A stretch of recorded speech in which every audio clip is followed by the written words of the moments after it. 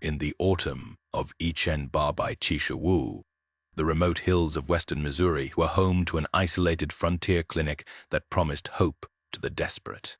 Two brothers, Dr. Cornelius and Dr. Edmund McAllister, had established a reputation as physicians willing to travel treacherous back roads to treat patients that no one else would touch.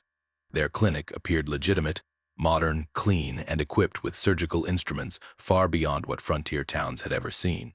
Families whispered of miraculous recoveries and extraordinary procedures, yet some spoke of strange sounds at night, screams that cut through the darkness and left witnesses frozen in terror. Marcus Whitmore, a traveling journalist from St. Louis, arrived to document this supposed marvel of frontier medicine. But what he encountered would challenge every notion of morality and science. Beneath the clinic's respectable exterior lay a hidden basement where unspeakable experiments were conducted.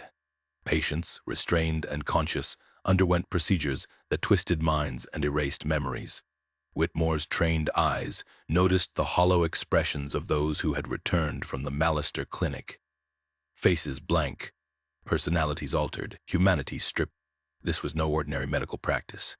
It was a systematic, industrial-scale experiment in controlling human consciousness, hidden behind the veneer of care. Tonight, we revealed a horrifying story of the McAllister brothers, a tale of ambition, deceit, and the darkest depths of scientific pursuit. The McAllister brothers arrived in Missouri with impeccable credentials and a promise of advanced medicine.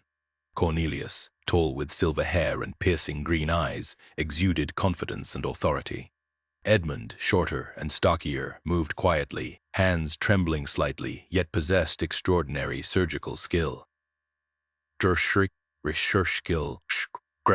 They set up their clinic in an abandoned trading post southwest of Carthage, a location chosen for its isolation. Their facility looked ordinary from the outside, but had reinforced stone walls, advanced drainage, and ventilation more appropriate for industrial purposes. Frontier families, desperate for solutions, were drawn to the clinic. Patients with mysterious illnesses, unexplained behavioral issues, and conditions that defied contemporary medicine arrived from miles around. The brothers charged substantial fees, yet families considered them a worthwhile investment for the promise of transformation. Local physician Dr.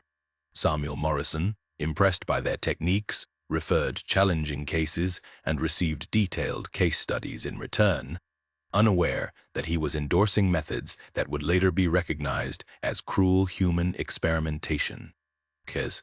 The first hint of horror came during a winter storm in Ba by Chitisasan, when Hunter Michael Brennan heard screams from the isolated clinic basement. Drawn closer, he glimpsed patients restrained on tables, surgical instruments in hand, and doctors operating with detached precision. Cornelius took notes like a scientist. Edmund manipulated instruments with terrifying skill. Brennan fled, shaken, unsure if he had witnessed reality or hallucination. When he reported his findings, community leaders were torn.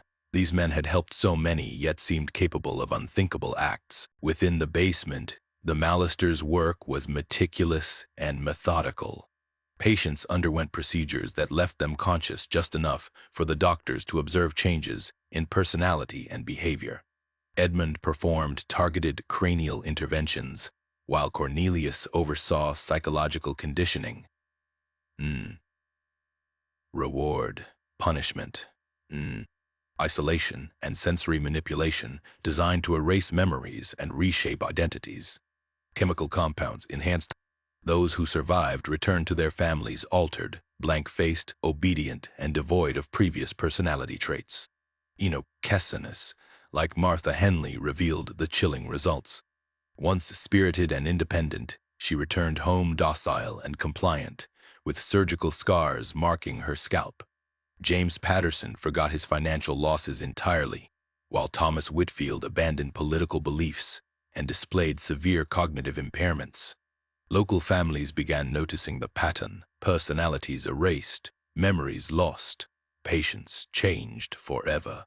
Those who disappeared were never heard from again, officially claimed as volunteer research participants under strict isolation. The brothers' reputation spread nationally. Wealthy families from Chicago, Detroit, and New York sent relatives for behavioral transformation. Fees skyrocketed. Procedures became longer and the McAllisters corresponded with European physicians, exchanging research on memory suppression, personality alteration, and compliance. Universities unknowingly incorporated their findings into medical curricula.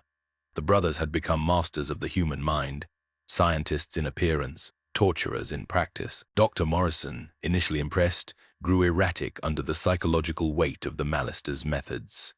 His journals documented both admiration and guilt, noting successes and the necessary sacrifices for medical progress. Meanwhile, observant locals noticed disturbing changes.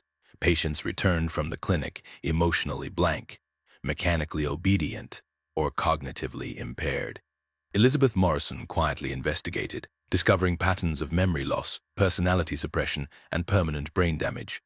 Those who disappeared were likely dead or trapped in endless experimental cycles. The McAllisters began accepting destitute volunteers, vagrants, prostitutes, and mentally ill individuals for experimentation. Detailed records tracked every variable: skull measurements, brain tissue reactions, and behavioral responses.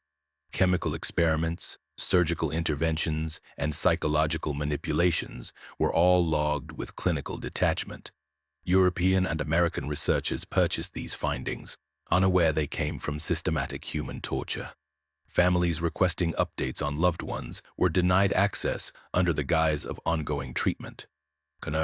By Tishawu, over Sambri patients had passed through the clinic. Success, defined as complete behavioral control, was near Bifenger Chaucher's. Deaths were logged as therapeutic failures, bodies preserved for anatomical study.